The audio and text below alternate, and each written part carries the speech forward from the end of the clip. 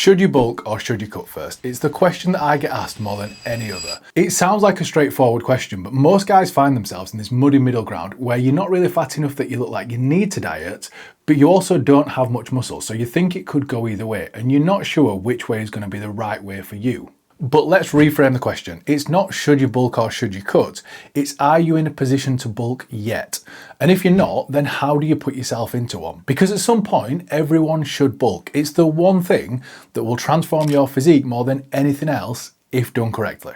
Well, in this video, I'm going to talk you through how I would decide for myself and how I decide for clients. How do we know when it's time to bulk? And by the end of the video, you should know exactly what you need to do in what order to guarantee that when you do bulk, you're able to add the most amount of muscle mass possible and not spend the next 6 months bulking only to have added a bunch of fat like most guys do. And I'll also give you the framework that I use to decide if someone is ready to have a successful bulk. So first, let's define what a bulk actually is. It's a prolonged calorie surplus with the focus on adding muscle mass. And just to clarify, you can't turn fat into muscle. They're completely different tissues, and it's like trying to turn apples into oranges. Let's run through the cons of bulking, the stuff that most people don't realize, because I'm not anti-bulk. I run on with clients all the time, and I genuinely believe it is the one thing that will change everyone's physique. But people are not aware of the downsides, because when you're dieting and you're hungry, a bulk sounds lovely. You get to eat a significant amount of food. But what people don't realize is that because it has to go on for such a long period of time, and I'm talking at least double the time you've been dieting. So if you've been dieting 10 to 12 weeks, we're talking 24 weeks plus, that's 6 months. And throughout that entire time, you're in a calorie surplus, so you're not going to be hungry. You're actually going to be sick of the food. Having to eat when you don't want to eat is way harder than not eating when you want to eat. Bulking is way harder than dieting. Couple that with not getting the instant gratification that you get when dieting from seeing the weekly changes, the new lines when you're training. You're doing your pictures and week on week, they look the same, if not maybe even slightly worse. People start to take their eye off the ball and they start to relax more. And as a result, junk food tends to creep in. It's way easier to hit your calories from a Big Mac meal than it is from chicken and rice or mince and potatoes. And because the changes are typically slow, it's harder to see the impacts of this. So you can't see if you're actually getting a little bit fatter or if you are adding muscle. So you're constantly battling with yourself. Is it going well? Is it not? And you just have to trust it. As a result, it can go very badly before people realize, and you can have gained a lot of body fat if you're not in a good position to start a bulk and you're not prepared properly. So because of this, a lot of people will end bulks early because they're scared that they are getting fat or they've got something coming up in the short term that they want to be a bit leaner for, and they won't have gained much, if any muscle at all, before they're back to dieting. Whereas if we stack that up against the cons of dieting, dieting's more restrictive, you're going to be hungrier, and muscle gain ultimately is going to be even slower, if at all. But the difference is that some of the cons of dieting can actually set you up for a better bulk. So truth is, most guys should diet first. I see far more success in bulks with guys who've had successful diets because it allows them to establish a routine and habits. They get used to doing what they need to do. They're able to manage the macros better and they're more skilled with food because when they've had to manage it when it's low, they've had to volumize the food. They've had to be very specific with the foods that they're eating to be able to fit those in a diet. That same principle transfers over to bulking, except in the opposite way because you're not going for the voluminous foods now, you're going for the more calorie dense options, but it's still the same skill. You're just forced to use it more when you're dieting, and as a result, you get better at it. And ultimately, they tend to enter the bulk from a leaner set point, which is going to set them up for a more successful bulk because they're going to have more insulin sensitivity. They're going to have more runway in terms of they can afford to put on a little bit more fat without looking like they're out of shape. So they're going to feel better. They're going to see more results because there's less fat to hide it, which means the chances of them successfully making it to the end are far higher. And then there's the rebound effect.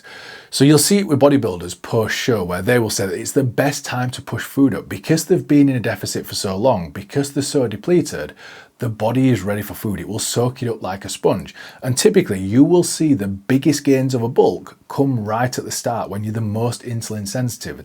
Anyone who's done a successful diet and then put the food up and gone into a bulk will know that 4 to 6 weeks into the bulk is when they look their absolute best because they're still lean, they're much fuller, and it will springboard them into the bulk. And that's not to say that if you don't do it, you'll be at a disadvantage because maybe you're already lean and you don't need to diet anymore. So let me talk you through the framework that I use to know if someone's ready for a bulk. There's a few questions that I ask, and it doesn't have to be a yes to every single one. So first up, can we see abs? Not just post-workout, I'm talking all the time. Can we see a loose outline of some visible abs? Have they dieted successfully? Doesn't have to be now, at any point in the past, because you need to have those skills. Can they train properly with intensity? Because if not, you're not going to be able to create the stimulus to grow. It doesn't matter how much food you eat, if there is no stimulus to grow, your body will not grow muscle tissue. Do they actually understand what it entails? So with all of my clients, I'll make sure that we have a call before we start a bulk so we can talk through it, what it's going to look like, and we can get rid of these ideas that it's going to be a walk in the park and it's going to be lovely and they can just eat croissants all day. It's not going to happen. And finally, do they have a period free of holidays? Because most people are going to want to go on holiday feeling good about themselves, feeling lean, and they're going to want to diet into that. If you've got a holiday in 12 weeks, there is no point starting a bulk now because you're going to be finishing it in 5-6 weeks and you're not going to have got anywhere. I have been on holiday mid-bulk before and I can tell you I would never do it again. It's not pleasant, you have to buy new clothes and you just feel uncomfortable the entire time you've got your shirt off. So out of those 5 questions, I'd want at least 3 yeses so I can feel confident that we're going into the bulk knowing exactly what it entails, that the client is in a good position to be able to see it through and we're not just going to gain body fat and sack it off halfway through to have to go back to dieting to ultimately look worse in the long run. There is some context to each of these questions and some people will answer no and that's absolutely fine, but there may be things that I would put in place if you do. So if you can't see abs, I would look at where have you come from and where have you gone to. So if you've come from being 160 kilos, the chances of you seeing abs are probably quite slim. Equally, if you're a really light guy, if you're 60, 70 kilos, you may also not see abs because you don't have enough muscle mass for them to actually pop through even when you're really lean. So there are some considerations to be made. If you answer no to have you dieted successfully before, then what I would do is I would spend 4 to 6 weeks in and around maintenance, dieting really tight so you can see what it's like to track your food and you can assess it and see, were you actually able to do that? Could you keep it tight? And if so, then you can start to push up. If you answered no to being able to train properly, then I would spend a good 6 months focusing on this because you're not going to need a calorie surplus. In reality, if you just start training properly, you learn how to do it and take muscles to proper failure, you're going to start seeing muscle growth just sitting at maintenance calories. You're going to get all the newbie gains from learning to do it properly. You don't need the surplus and the fat that is potentially going to come along with it. And if you didn't know what it entailed, well, now you've watched this video, so you do. So that's a yes. And finally, do you have a period free of holidays?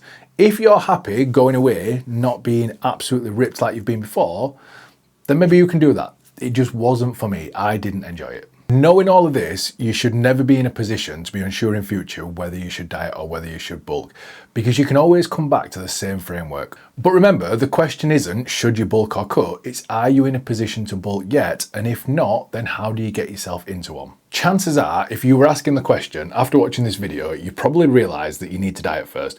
But if you're still unsure and you want someone to help you set it up and show you how to build it around you, then just drop me a message. And as always, be sure to like and subscribe so you don't miss future videos.